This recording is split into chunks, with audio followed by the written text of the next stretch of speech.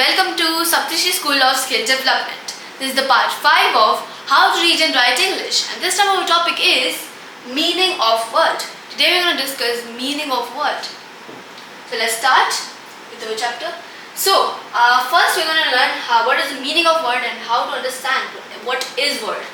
First, what is the first content of English grammar? As you already know, word is the first content of English grammar. Word is the basic unit of any language. Without a word, you cannot form a sentence or speak English fluently, of course. Then is, word is a combination of English alphabets. English alphabet A, B, C, D, E, F, G, H, I, J, K, L, and etc.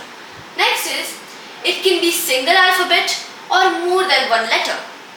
We know 26 letters of English alphabets. If you do not know, then first go and read and remember the English alphabets. Then you will able to form a word, then a sentence, and speak English fluently. Then, learning of English language starts from a letter. Of course, learning of English language starts from a letter. Then, you cannot speak English language without saying a single word. Of course, that's true. You cannot speak in English without saying a single word. Like if you are saying, I am going to the park. You're using I, you're using am, you're using going, you're using park. So these all are words. So you have to use a word to form a sentence and speak it properly in front of anybody. You cannot, because a sentence is made of words, of course, and you can only speak English when your brain contains any sentences.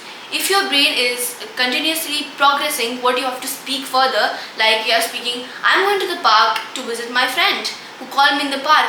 We will do yoga together, and then you will speak slowly. You will do kind of grammar mistake while speaking, but slowly you will improve yourself because you are a beginner.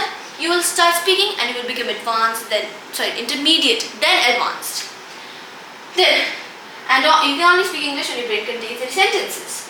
If you want to start a business or journey to a new destination, then you have to take your first step. You have to take your first step, right? Of course, if you're doing a business, you're starting a startup, anything. So like that, if you want to speak English, then you need to know about the alphabets and the words. Like you start a business, anything, a startup, you are going to plan everything, every single thing, what to do, what to invest, everything. And like this only, in English, you have to first start to understand the words, the sentences and the letters. Slowly you will start to speak fluently.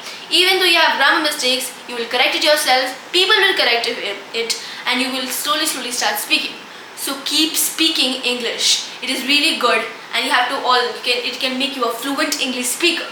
Thanks for watching this video. Like it, share it, and subscribe share it with your friends who can't speak English fluently and want some tips for speaking English fluently. This was our part 5. Go and watch the part 6. It's coming soon. Thank you.